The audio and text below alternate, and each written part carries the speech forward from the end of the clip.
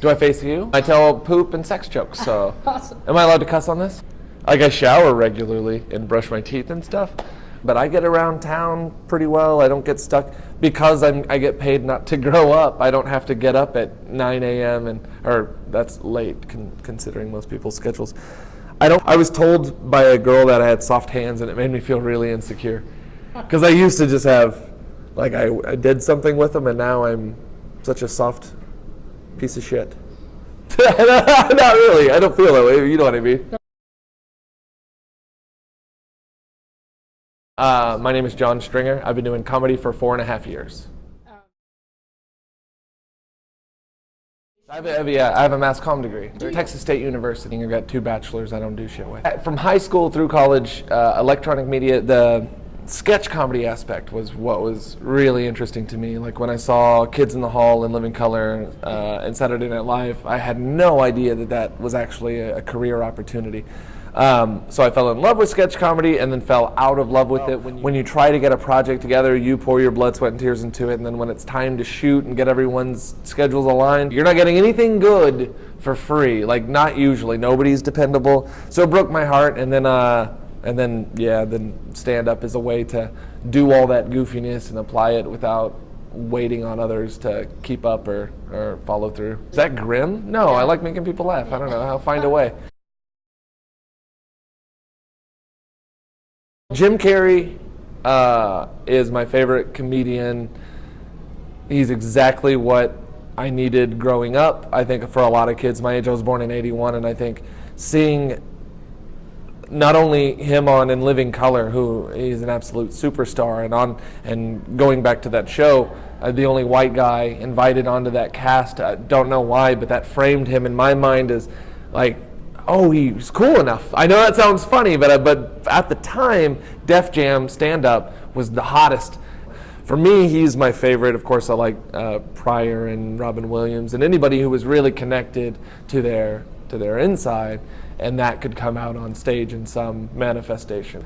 Like that Jim Carrey guy blew my mind. Yeah, so to him, that's the example of how you do it, how you handle yourself and stage presence, all that. Yeah. I like to say that comedy, stand-up, was born from, so I really don't drink alcohol. I've only had alcohol one time just to try it at 27, was the first and last time, just to try it. So I'm the permanent DD, so whenever I take my friends to clubs or I'm chauffeuring or whatever, my favorite thing is to head straight to the dance floor and just to be weird, spastic, and kind of trust my instincts on whatever I feel like doing, dump a glass in my face, climb over the bar. Like, I've been able to get away with a lot just because if I'm being goofy, everyone's cell phone's out and it's a free pass. Like, it's Mexico, no rules. And I like to say that that turned into comedy because movement, I just trust it so much, and I feel like it's 85% of what we say is nonverbal.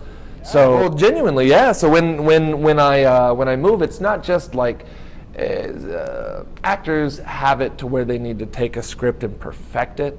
And then comedians, you know what I mean, like find your character, perfect it, and then comedians have this one extra step, I feel, where you perfect it and then you make it look like you just said it for the first time, and then grab the enthusiasm from the day you wrote it, that little comedy boner you got where you're like, that's so funny, that's gonna kill, and be able to stay in love with that joke. So sketch comedy is what got me into my college. I wanted to go poli-sci and psych at first because I think everybody wants to do those for our own personal enjoyment. But then those are things you study on your own time, and I found that very quickly. Do the things that you love. You're paying for it. Learn it. Get on as close to the cutting edge as you can. And so that offered me the 2 parts of it. I'm more comfortable on stage than I am in small groups or even in one-on-one situations. I feel better up here. There's something in me. At the core, there's something wrong with us seeking. I've chosen a career where I seek acceptance from rooms full of strangers every night. That's something to delve into. When I do sit down to write, it flows. When I actually make like of an idea, it motivates me enough to grab a pen and go to paper, then typically I can't stop. If I'm not able to sit down and do that, I'll record it into my phone and often never listen to it again. Because somewhere in my mind, I'm like, that's going to be great. But it's already done in my mind. I've already rewarded myself by saying, that's going to be, it's not funny yet, go back.